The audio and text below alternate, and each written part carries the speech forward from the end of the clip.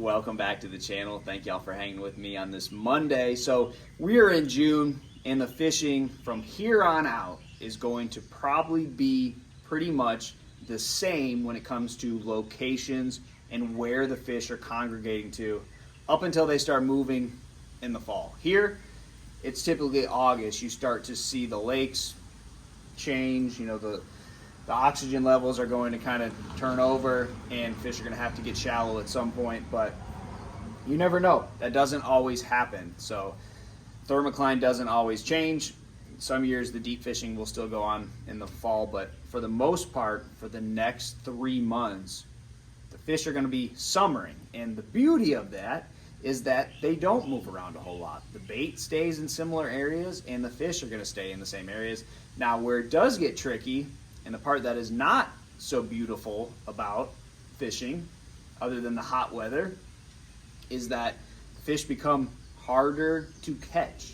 You know, conditions are really going to become super important, and your bait choice is going to become really important, and your mentality and your confidence and your patience all become super important because fish are getting educated.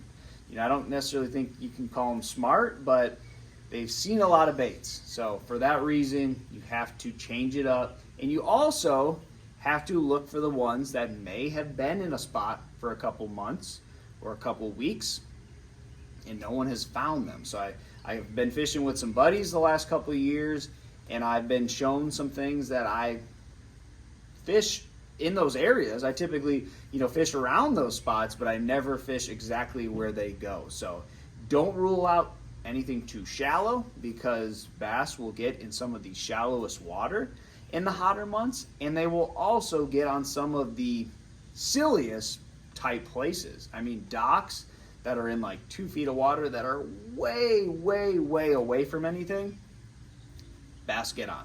And understand that and take that, to the bank, because that just goes to show how far bass can swim away from anything that is good, because it doesn't really matter. As long as there's food, they can summer anywhere and they'll stay there.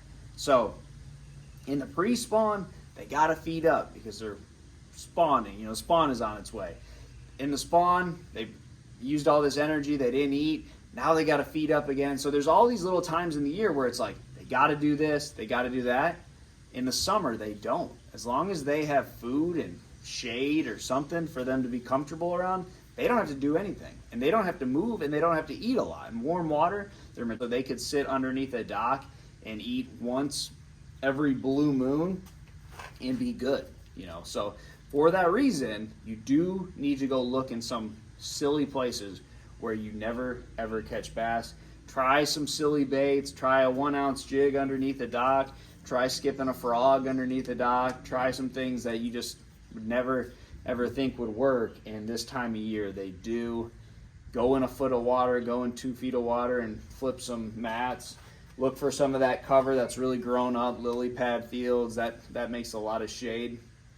That type of stuff is kind of a pain to get in there and fish, but big ones get in that type of stuff. They don't want to be on that ledge getting hit in the head with a scrounger and a 6XD all summer long.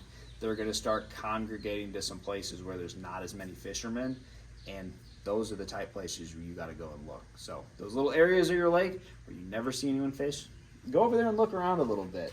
You never know. Fishing pressure moves fish, makes them do crazy things, and when you find fish like that, it can be really, really good. So try that, guys. Good luck to you, and I'll see you on the water.